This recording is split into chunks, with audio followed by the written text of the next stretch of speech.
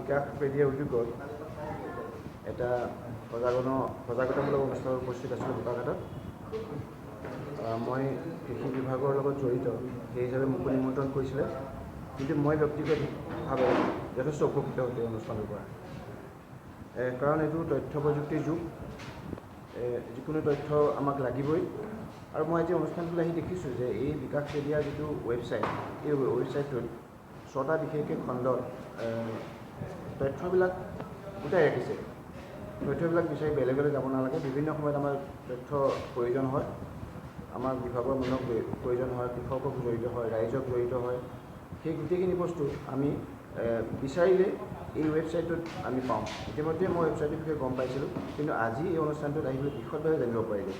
কৃষিৰ কিবা এটা তথ্য দৰকাৰ হওক বা স্বাস্থ্যৰ কিবা এটা দৰকাৰ হওক, ইয়াৰ ভিতৰলৈ গ'লেই আমি গোটেইখিনি কথা জানিব পাৰিম।